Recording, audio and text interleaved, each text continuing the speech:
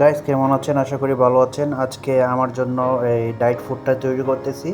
So সবাই দেখুন কেমন হয়, আর আপনাদের যদি ভালো লাগে আপনারাও বাসায় এভাবে ট্রাই করে দেখতে পারেন এবং টেস্ট করতে পারেন। So let's go.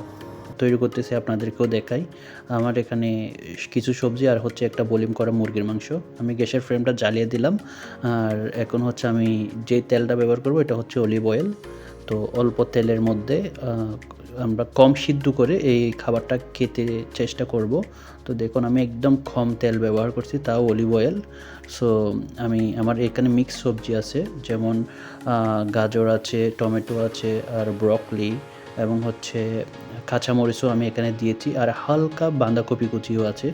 তো সবগুলা দিয়ে আমি একটু গ্যাসের ফ্লেমের মধ্যে একটু নাড়াচাড়া করে নিব, যাতে এইগুলো একটু হালকা নরম হয়ে আসে। ঠিক আছে? যেহেতু এখানে আমি কোনো পানি ব্যবহার করতেছি না, জাস্ট অল্প তেলের ভিতর এগুলো নাড়াচাড়া করলে এগুলা সিদ্ধ হয়ে যাবে।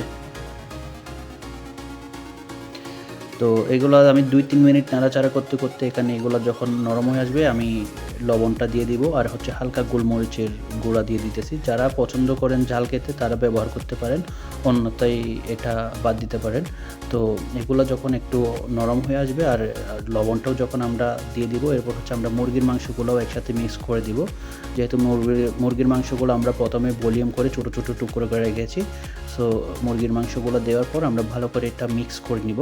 তারপর হচ্ছে আমরা এখানে একটা মশলা ব্যবহার করব, যাতে একটা ভালো টেস্ট আসার জন্য এই মশলাটা আমি ব্যবহার করতেছি। এটা দেওয়ার পর এখানে একটা টেস্টটা একটু ভালো আসবে, খেতে ভালো লাগবে। সো এই তো আমার এমনিতেই প্রস্তুত হয়ে গেল। জাস্ট 5 থেকে 6 মিনিট লাগে এই খাবারটা প্রস্তুত করতে, আর খেতেও অনেক সুস্বাদু এবং অনেক দারুণ। একবার যদি খান আপনি বারবার এটা বানিয়ে খেতে ইচ্ছে করবে। ধন্যবাদ সবাইকে আমার ভিডিওটা দেখার জন্য। আসসালামু আলাইকুম।